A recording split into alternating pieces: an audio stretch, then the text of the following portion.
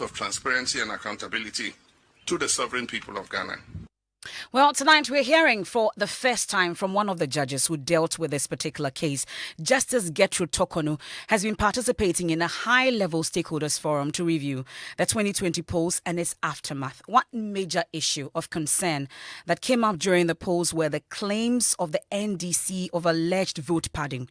Justice Tokonu says the NDC should have brought pink sheets to back the claim about rather than relying on a spreadsheet. So issue 3 was whether or not the second respondent still had reached the 50% threshold with the inclusion of Techim and South.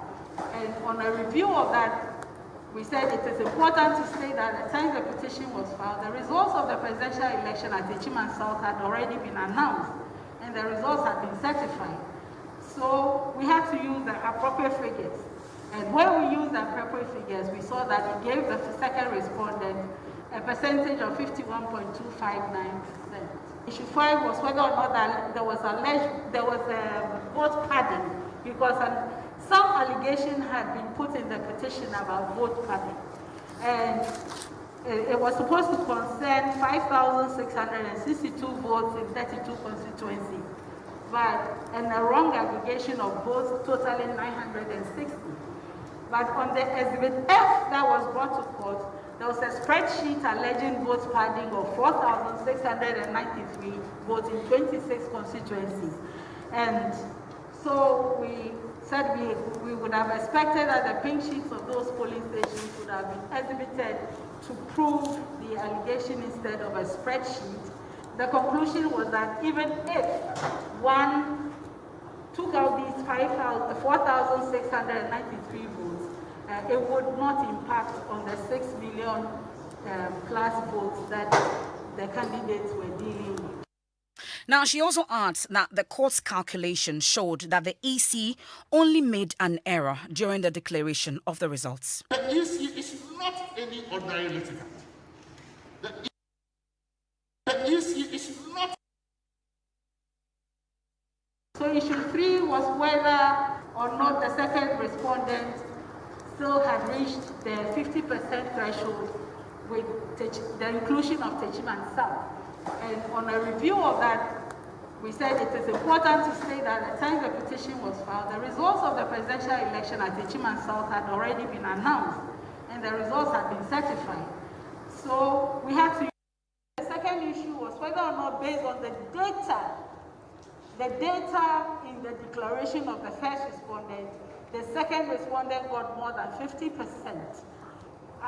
Holding is that there is no doubt that in providing particulars of the vote cast, the chairperson of the first respondent announced the figure 13,434,574 when she was referring to total valid votes cast, which was in actually 13,121,111. So the video sent to us showed that she had said that after she had listed all the valid votes for each candidate, she had said on the premise of the total votes cast,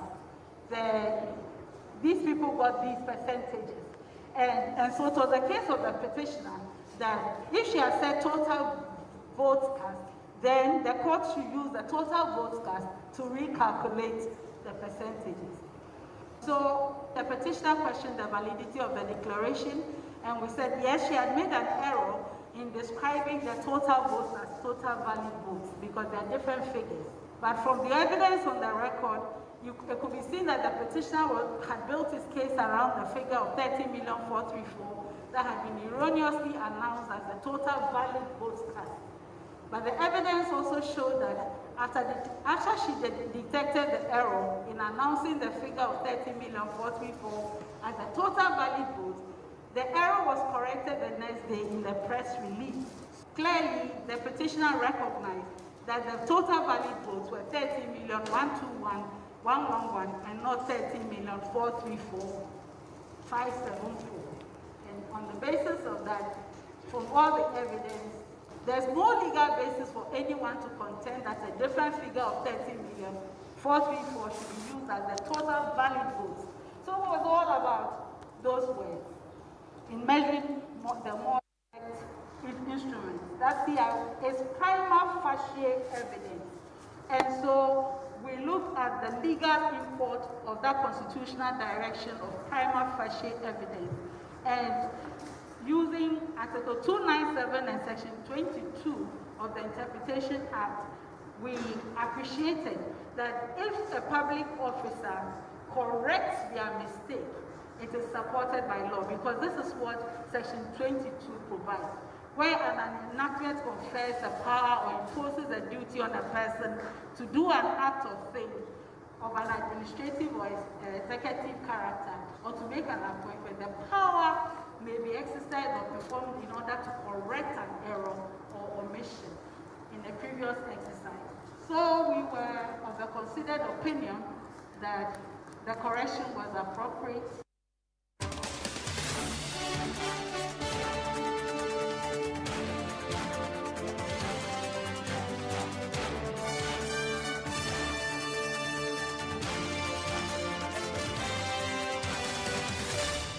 You heard a Justice of the Supreme Court, Gertrude Tokonu, there speaking at that high-level stakeholders review of Election 2020 organized by Codeo in Ada. Let's bring in the head of our political desk, Evans Mensah, has been part of that review in Ada.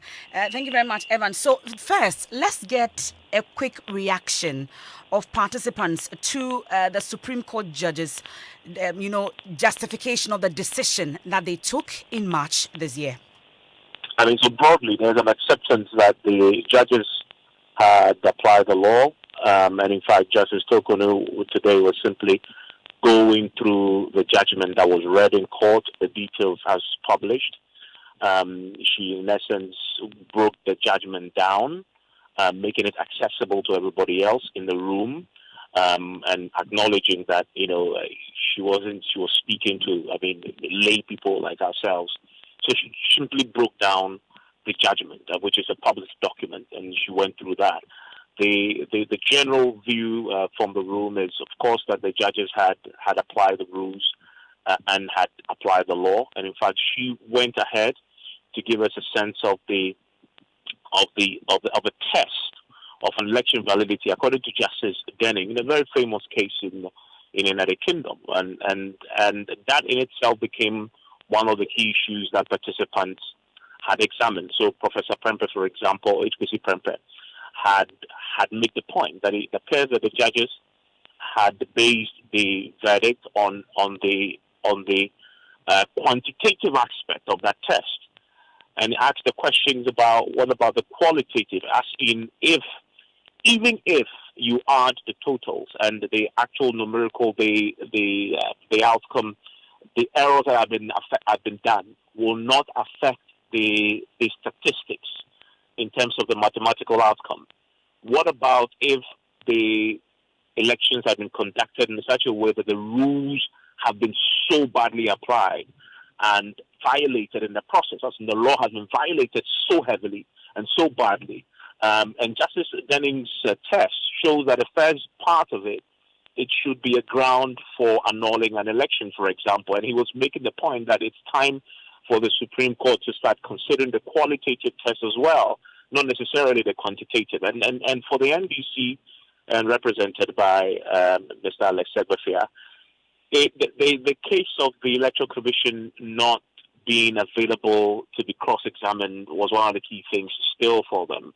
And they believe that because of the nature of the Electoral Commission as the only arbiter and referee in the matter, it was necessary that they should have been allowed to be cross-examined. But Justice Tokonu explained that, you cannot compel anybody to testify. And he actually drew the parallel between the same reasons why they cannot compel the petitioner, asking John Mahama to testify. They could not also compel the Electoral Commission to testify. Now, even if that was possible, the Electoral Commission, as an institution, will have to elect who at the Commission will be doing the testimony. So broadly, that has been the reaction. Well, we can listen to HPC Prempeh, the Executive Director for Center for Democracy, CDD. The EC is not any ordinary litigant. The EC is a public authority clothed with public power, entrusted with special public duty the faithful discharge of which is central and critical to the legitimacy of our democracy and our elections. So if they are in court as a respondent, right, the substance of the matter I've said I don't disagree with. But there are certain things that the court shouldn't have felt itself, in my view, bound by the strictures of high court procedure to let the Electoral Commission go without basically speaking for itself. But what I'm advocating is that we should have an administrative process.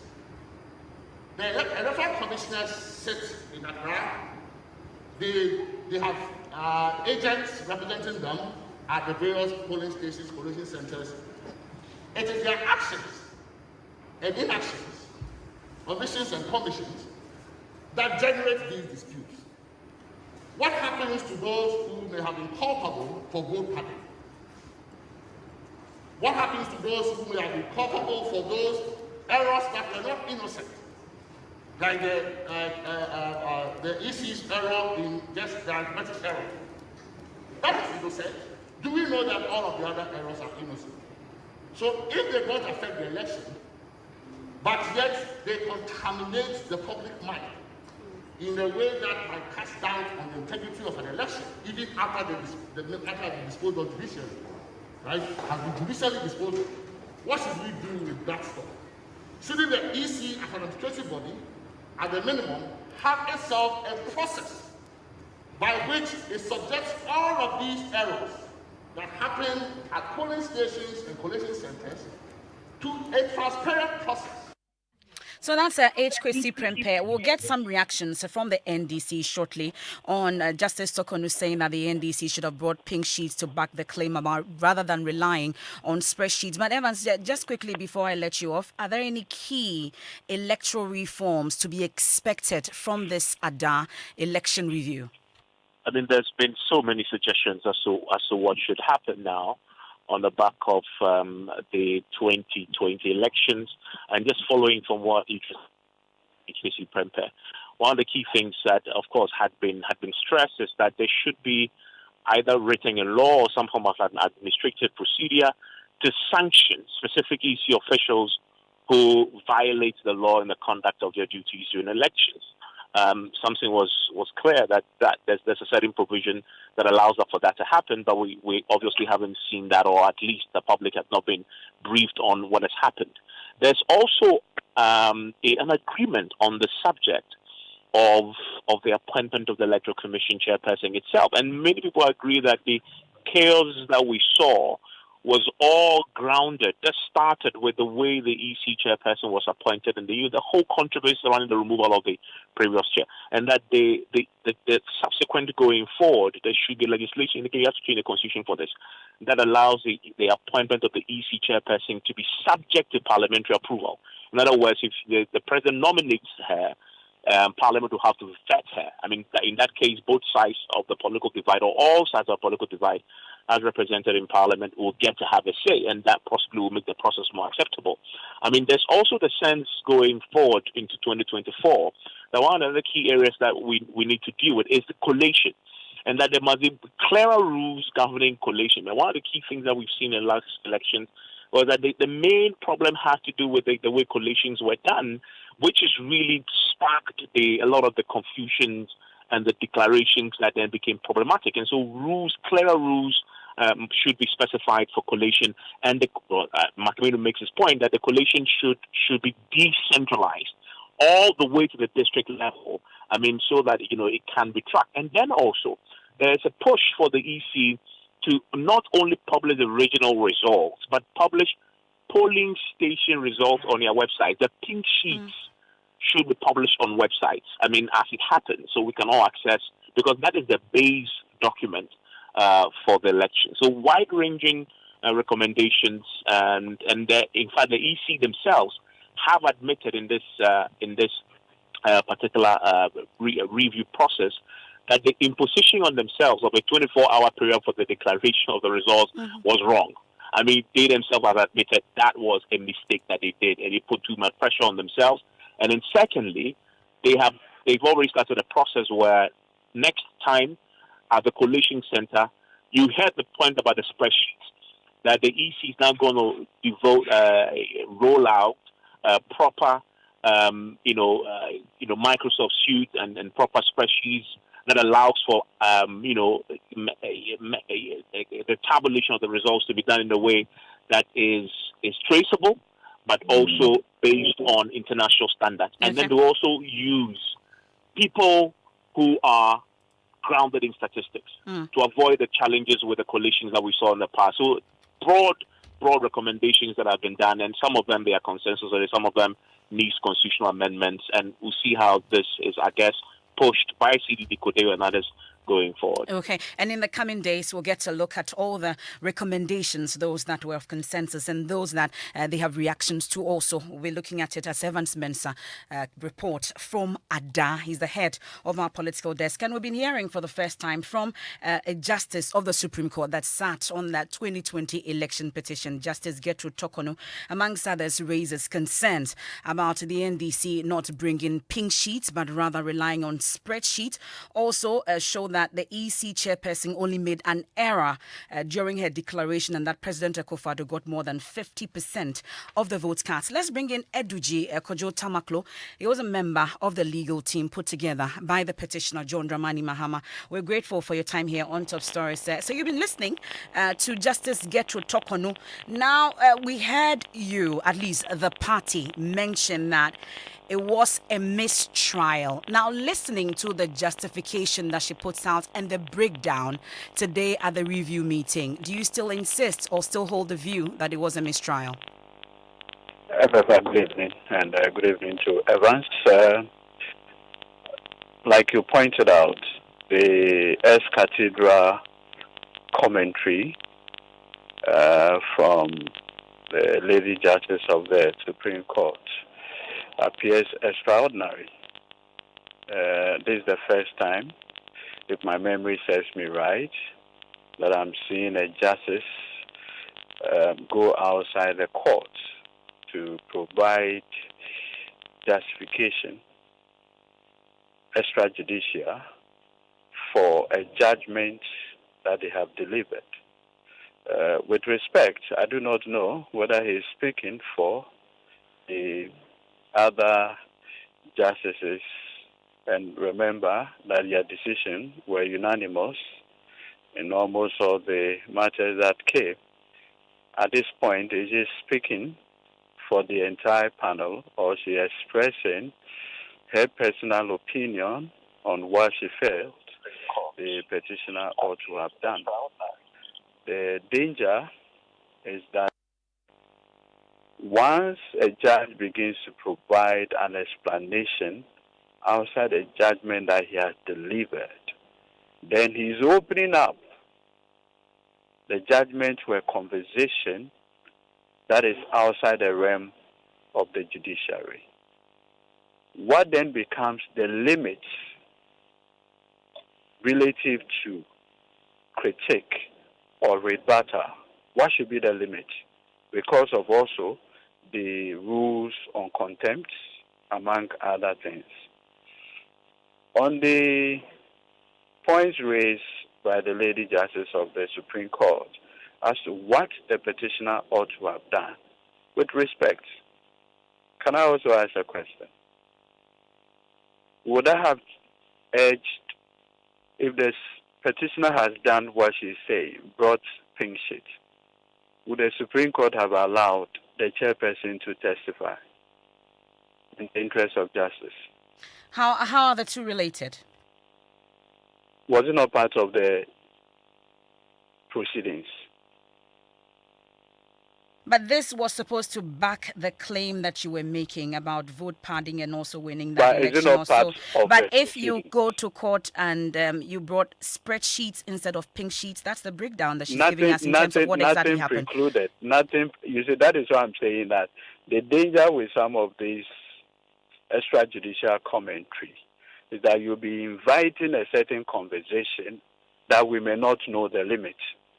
And that is why I'm asking that if the petitioner has done what the Lady Justice of the Supreme Court is saying, or to have been done, would the Supreme Court allow the chairperson to testify. Because to the mind of the petitioner as well, the petitioner will say, look, nothing stopped the court from also doing a holistic inquiry, be the Supreme Court of Ghana, into how the 2020 election was generally conducted. Nothing precluded because of the powers of the Supreme Court. Nothing absolutely precluded it from making that inquiry. The danger is that, you see, the more you push, you may be saying things that ought not to be said. But she was clear that there was no need pushing the EC chairperson to testify, just like in the case of the petitioner as well. You see, so again, in his or her, the chairperson ought not to. The petitioner disagrees, and she now prescribes what the petitioner ought to have done. And I'm saying that if the petitioner has done that, will the court have allowed the chairperson to speak to those pink sheets? But did you bring spreadsheets instead of pink sheets to court? Did the court even allow the chairperson to speak to her own Form 13? I'm asking if you brought spreadsheets instead of pink sheets to court. No, to back your claim. I'm saying that, Emefa, in the course of the proceedings, you saw her Lady Justice Gertrude Tokono show Dr. Michael Kwesa-White a copy of the Form 13, that's the Presidential Declaration form, to Kwesa-White. Kwesa-White, that cannot be the Form 13 as prescribed by law. After Kwesa-White said that, did the court even make any further inquiry into that Form 13? I find it a bit extremely uncomfortable. Okay. Responding to these comments coming from the Lady Justice of the Supreme Court. So listening to that justification and breakdown, it still does not change the view. Just briefly, I'm really out of time. I'm really out of time, Eduji. Please, let's do this and then we can wrap up on it. I'm asking that with the justification and breakdown that we've just heard today, it still doesn't change the view that the NDC holds about this whole process being a mistrial. The position canvass was a position addressed to by the petitioner, and he was the one who went to court. So his position stands. Okay. We'll leave it here. Thank you so much for your time. Eduji Kojota Maklo is a member of the legal team of the petitioner. I'll bring in Kodeo. They organized this high-level stakeholders review of election 2020 in Ada. Rhoda Afo, we are grateful for your time. Have we lost Rhoda? We'll try again. Rhoda Afo, thank you very much for your time. He's the project coordinator of Kodeo. Unfortunately, we don't have Rhoda just yet. We'll roll over into Newsnight and ask about the key reforms electoral reforms that we are likely to see in election 2024 following this high-level stakeholders review. We've heard from the security agencies, the police, we've heard from the Electoral Commission themselves, we've heard from the justices of the Supreme Court as well as the various political parties. That's it for Top Story, brought to you by Vodafone. Together we can, and Gassim, the nation builder. Newsnight starts right after this break.